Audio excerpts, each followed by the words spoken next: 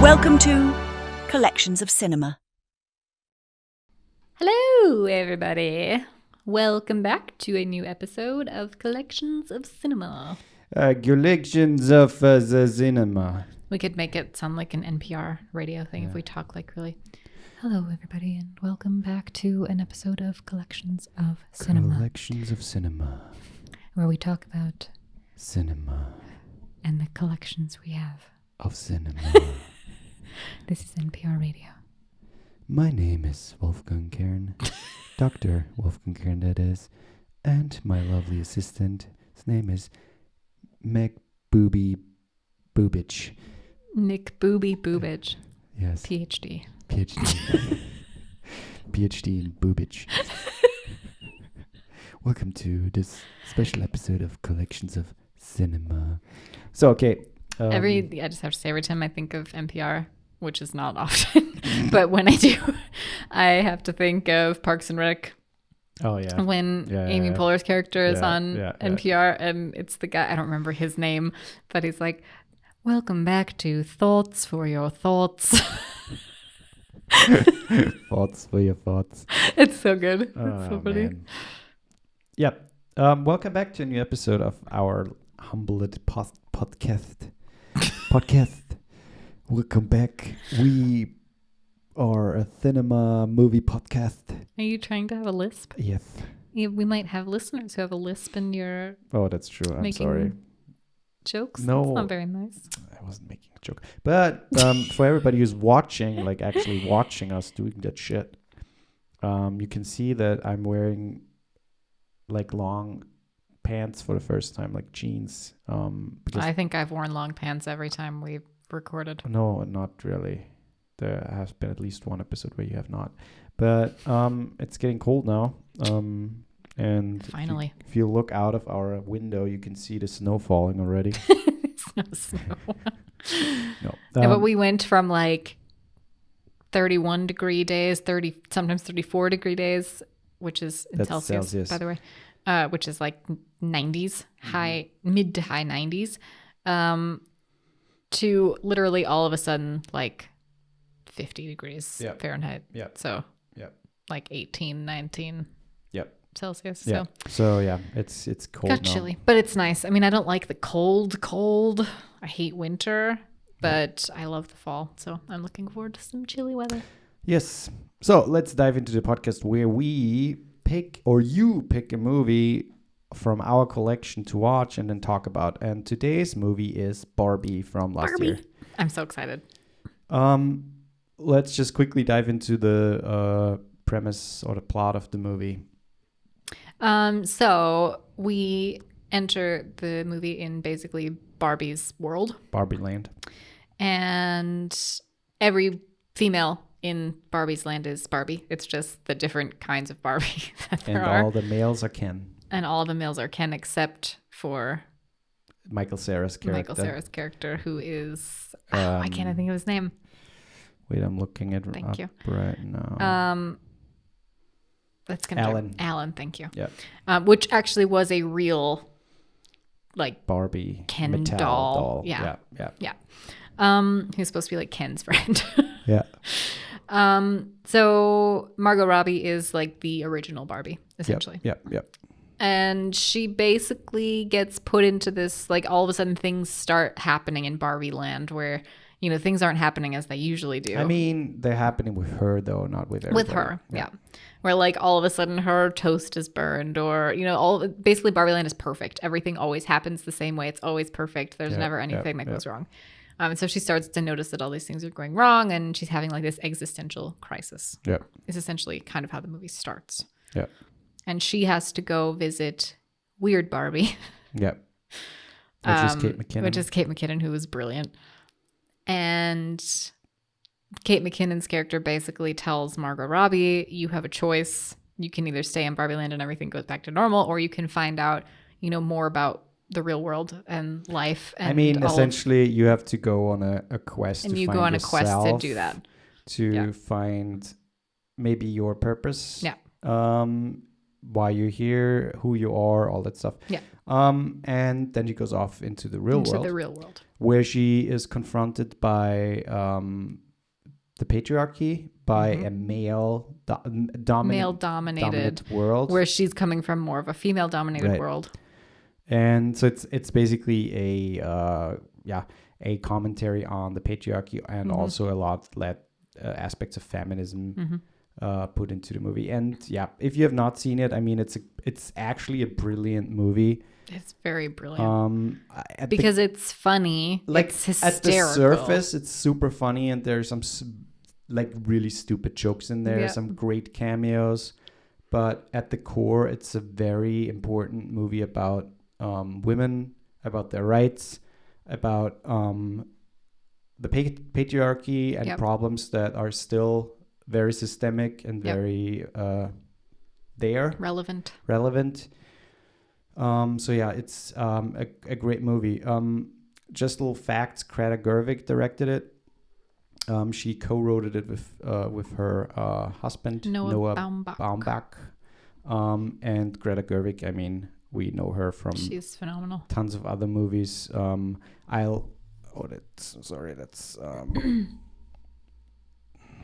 is that? I mean, it's her director, Lady Bird, for example, being one of them. I mean, that Lady Bird is just one like a great fucking movie. Won Oscars, several, I think, or was at least nominated for several Oscars. Was nominated, and didn't Saoirse win Best Actor? She was at least nominated, but I'm not sure. But and she is also an actress, so you also know her from other movies. But the movie was shot for it says between 128 to 145 million dollars, which is a lot for a comedy. But I guess a lot of that budget went towards the pink. The sets are amazing. Wasn't there? Didn't you say like when there was a pink shortage? Pink shortage, like the color pink. Yeah. There was a shortage for like mixing. Yeah, they had to because of that movie. They built a lot of obviously not all of it is built. There's a lot of CG in it. But a huge portion of the Barbie Land are sets, and they use a lot of pink because of Barbie Land. And there was a worldwide pink shortage for a while. Coming back to the numbers, the film grossed 1.4 billion and set several milestones. Highest grossing movie of 2023 and tons of others. Came out at the same time as Oppenheimer. Yes. So there's the whole Barbenheimer. The Barbenheimer phenomenon, which is kind of cool because the internet just, I don't know. The internet just went wild with that. It's actually, the thing is, it's super weird because those movies couldn't be more opposite. It's true. So the one internet, is very male centric and the other one is very female centric. And we actually did a podcast last year on that phenomenon, talking about both movies. But yeah, it's weird. They just encouraged, like, it's kind of cool though because the studio kind of went along with it and said, yeah, let's just make it a thing, and they pushed it even further, and then people saw both movies in like a back-to-back double feature thing, and it's just so funny, weird. And maybe one more trivia thing about the movie. What was I made for? A song by Billie Eilish was also nominated for Best Song, Best Original Song, winning the Oscar for Best Original Song. Yeah, and tons of other what's the thing? Nominations, thank you. Yes. Awards, that was the word I was trying to find.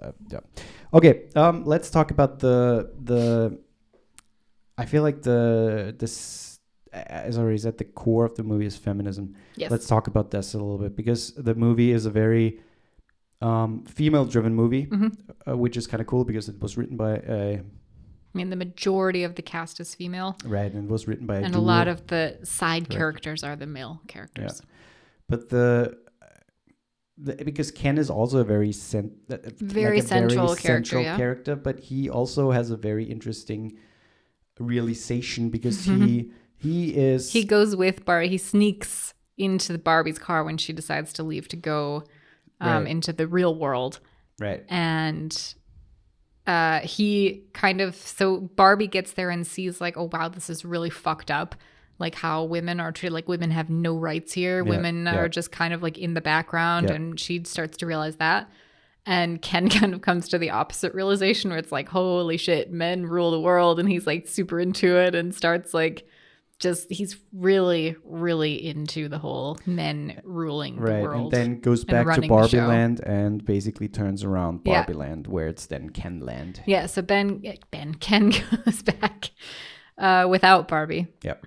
And by the time Barbie gets back, which we'll get into, but by the time Barbie gets back, it's completely overrun by the men, and the women are basically serving them like it's the 1950s. Like they're, Yeah. There's a lot of like commentary on gender roles. Mm-hmm. There is one speech in particular that goes directly into the whole aspect of being a woman and what it America means. Ferrera.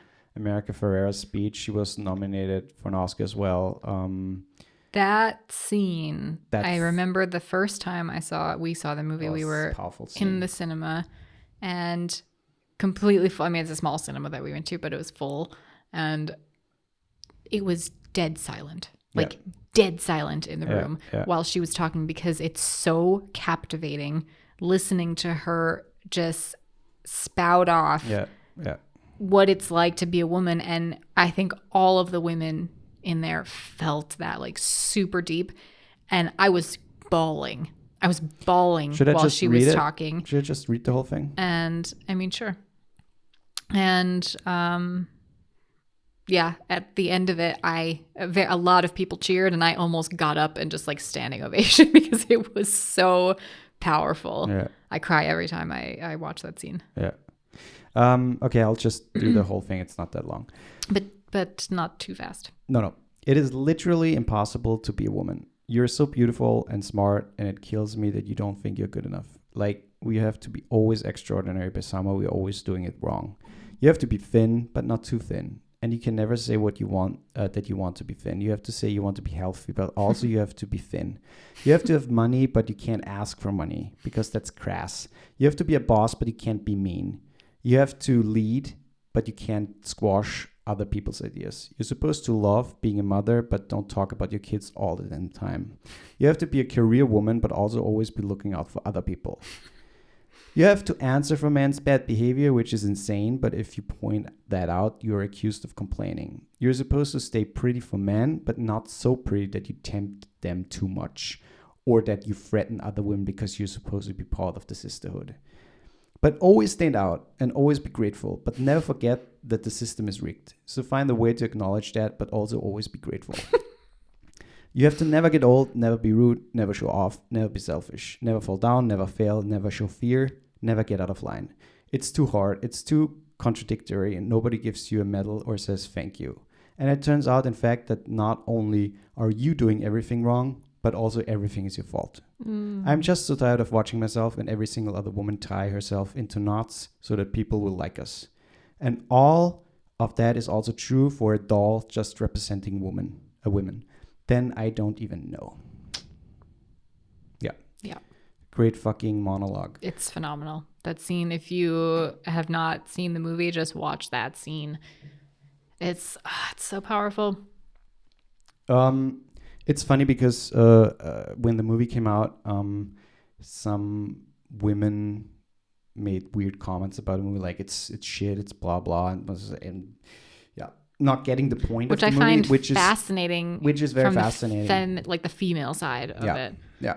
I mean, the men's side was already like, it's so woke, and but then again, it's man hating, right? But then again, they're women who support Trump and other sexes. But we're not going to get political on this podcast. But I'm just saying, so there's always a very weird side, like contradictory side of things where you're like, how is that even a thing? I mean, sure, the commentary of men that not liking the movie, I get that because it's like, oh, I'm a macho man, I'm an alpha. This basically goes against my beliefs and my worldview. So of course I'm offended. Yeah. And I think, I mean, what's so, I mean, kind of ironic to me is that the people who complain about exactly that clearly missed the point, because the movie is not, at least in my opinion, it's not man-hating. It's pointing out in maybe a slightly exaggerated way, because they want to show all the extremes, so they put all the extremes together. It's a fucking satire in a way. Exactly.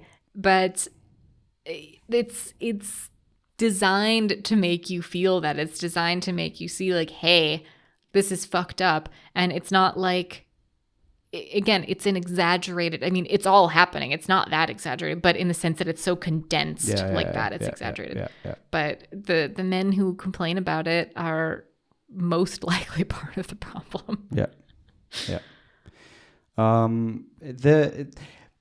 What I found so cool about the movie and the phenomenon, and also the cultural impact that the movie had, is alone that a movie basically helmed by women can make over $1 billion in box office and can be insanely successful.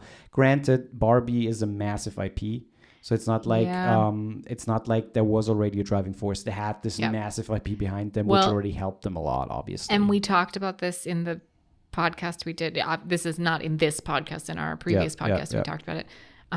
But the way I thought it was brilliant, the way they advertised the movie was not at all like, they advertised the comedy part of it. Comedy, They didn't advertise the feminist side of it. And I think that was super smart, because, you know, we're living in the people who are like, you know, woke culture and won't support anything that's quote woke culture. And by them not really showing that side of the movie in the trailer and in all of the teasers, I think they got way more people to go see it, and I think that's brilliant. No, totally. I think was a main reason why a lot of men and then maybe also women were offended by the nature of the movie. But then at the same time, I think it's hard with movies like that, because I mean, it is very in your face when you're watching it, but I don't think in a bad way, because there is enough comedy, there is enough silliness to it, where you also, it's like, it's not just that. But the thing is, if you're, and I'm not, that's my opinion, but I think if you're a thin-skinned incel who is offended by the smallest little thing that goes against your belief system, against your worldview, against an IP that might change, and I'm talking about, for example, Star Wars, stuff like that, where it's where you already as a fan feel so entitled of the brand, of the IP, that if something small changes that goes against that, you're offended. And people like that, who are offended by a movie like that, who's clearly just pointing out flaws in our system, flaws that are clear as night as day, and you can find them everywhere. You can go just on statistic websites and see the statistics for yourself, and see, okay, women are suppressed, women make less money, women in the grand scheme of things are less worth than men. I mean, that's just a fact. And if you're offended by that, then maybe you are part of the problem. And maybe I wouldn't even say maybe. I would just say you are part of the problem. And maybe you should do like a deeper dive, because and that's, I think that's the biggest reason with movements like that, is like feminism. The movement of feminism is not trying to take away anything from men. It's just trying to equal and level. We just want to be treated the same as men are treated, and given the same opportunities that men are given. Right. Yeah, and I think that the movie was brilliantly marketed, because a lot of people who would never watch a feminist movie watched the movie and then went onto the internet angrily and pointed out their opinion and how valid it is, because they just watched a feminist movie and now they're offended. Right. But, you know, there are some very, very sweet aspects to the movie too. Like a driving plot of the movie is America Ferrera lives in the real world with her daughter. Yep. And Barbie in Barbie world starts to feel all of these things, because the human that played with her was sad. Yeah. And so that ends up being, I mean, we can spoil it because whatever. It ends up being America Ferrera. So when America Ferrera was a child and she had her Barbie, that's intended to be Margot Robbie. Yeah. And when, when she's older and has her daughter, she's going through a little crisis of her own and she's feeling depressed. And that is why Barbie in Barbie World starts feeling all of these things and these things going wrong. So it's like a quest of Barbie to find her kid, essentially. And so they find each other and then they kind of help each other in both of their worlds. And it's just really, it's very sweet, and there are so many iconic, funny aspects to it, like especially with Ken, with Ryan Gosling. He's so fucking funny. And with Kate McKinnon is also just hysterical.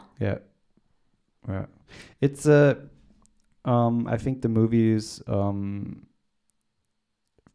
feel like it's a very empowering movie for young women, for women who feel like they have no chance in a system run by men. And the fact that movie got even made, the fact that they had complete creative control and they basically just did that with the IP of Barbie, and Mattel didn't even say, I'm sorry, but we can't film that, is a huge deal. And especially for those of us like myself who grew up playing with Barbies, because they also bring that up in the movie where, a lot of the opinion of a lot of people my age and younger see Barbie as like sure, we played with Barbie, but it was a very confusing doll to play with because it was, before social media.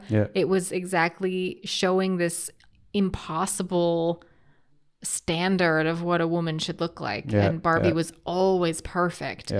And it was, there was a pregnant Barbie and it very quickly failed for many reasons, but Barbie was literally perfect in every way, and that put this image very early on in a young girl's mind of what a woman should look like and what a woman should strive to look like. And even though their intention was good, because they were like making Dr. Barbie and policeman Barbie, and like basically Barbie could be anything. That was their whole thing. Barbie can be anything she wants to be. But with the whole body image thing, it was kind of a fail, I feel like, with Barbie, and they addressed that so well in the movie. And it kind of, to me, not resolves, what is the word I'm looking for? Makes up for, that's a word that I'm looking for, I can't find it. I don't know what you mean. But it makes up for that a little bit, because it kind of makes you feel like, okay, they get it. Like they get what the mistake was. No, I agree. There's another fun fact about the movie I just want to mention. I didn't know that. So they announced the movie in 2009 that they wanted to do a movie. So development began in April 2014, so 5 years later, after Sony Pictures acquired the film rights. A lot of director and casting changes from Amy Schumer and then Anne Hathaway as Barbie, and then even Gal Gadot, when then Robbie joined the cast in 2019. Perfect pick. Yeah, I agree. It's weird. Gal Gadot I can't really see. I could have seen Amy Schumer, but then the tone of the movie would have been different. Yes. Anne Hathaway I can't really see as that. I can see her. Really? I don't know. Maybe because I just see her as her like dark brown hair, so it's hard for me to imagine that. I could see that, but Margot Robbie, I feel like there is no better pick. No, yeah, I agree. That was a great choice. Yeah. Other than that, I mean, we have this beautiful pink Blu-ray here. I'm stupid because I should have gotten the 4K Blu-ray, but I went with the pink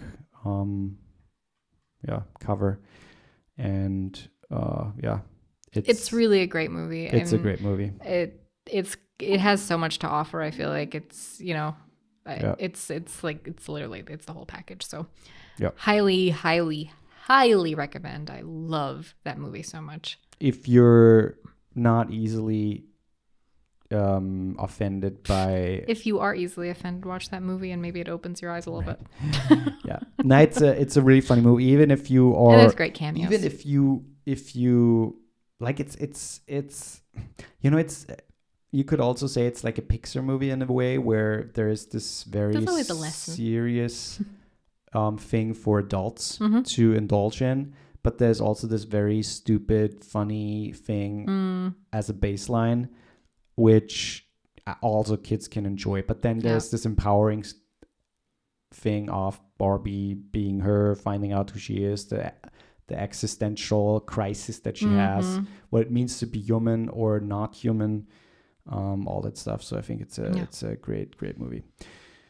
Let's move on to movie of the week.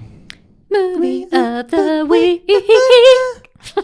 Okay, we watched 4 movies. Can I quickly give a fun fact that I already told you? But go back a couple episodes. Our movie of the week was Ghostlight. Yeah.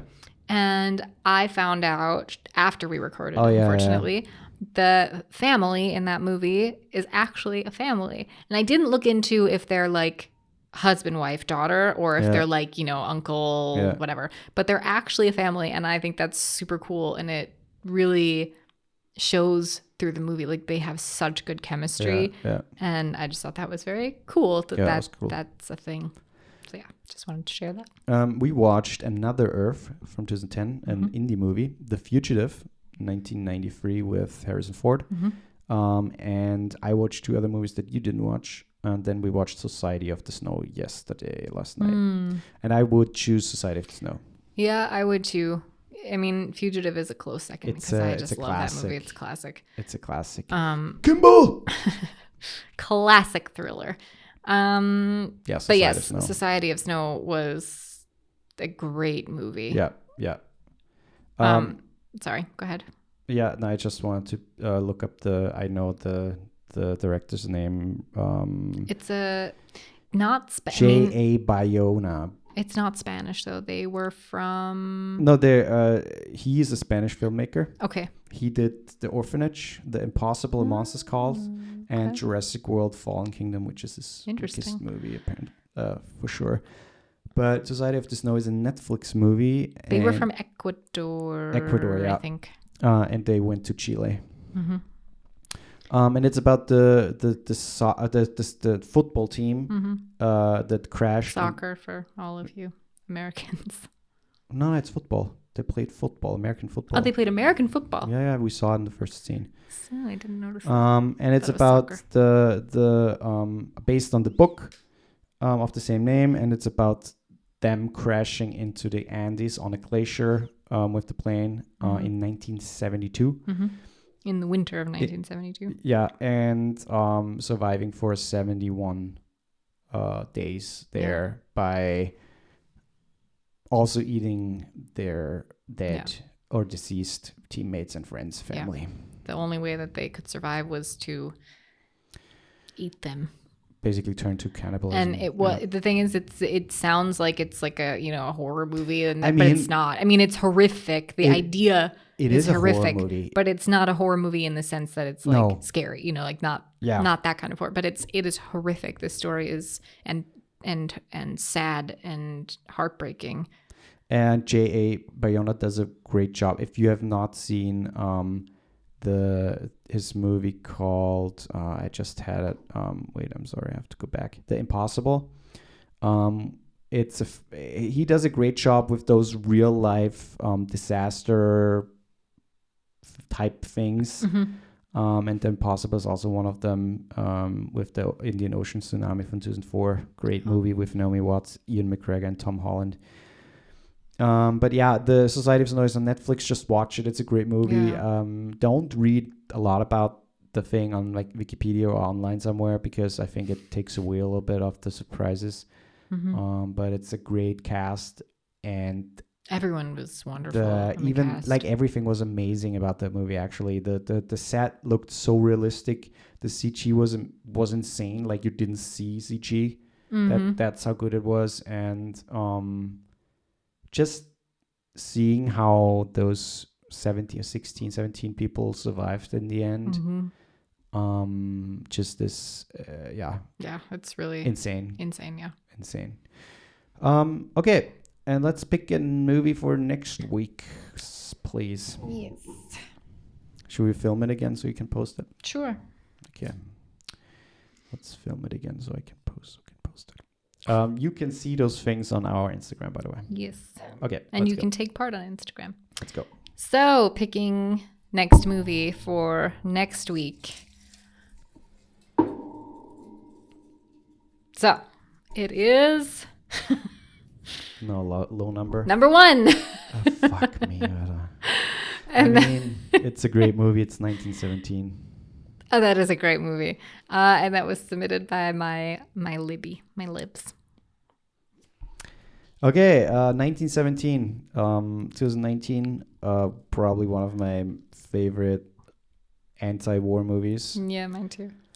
Sam Mendes directed it. Yeah, Number 1. number 1. That's the movie for next week. So if you have not seen it, watch it. If you have seen it, watch it again, and then tune in next week. Indeed. If you want to support us, you can do it with the best way on our Patreon. You can just head over there and you can do either the free tier or the 2 other tiers that we have. You get something out of it. Joe is currently still our only subscriber there. Hey, Joe. Hey, Joe. So please, maybe you want to support us there. Other than that, subscribe, like, wherever you listen, share the podcast if you like what you hear, and we hear each other next week or in 2 weeks. I don't know yet. At some point. At some point. Okay. Ciao. Bye-bye.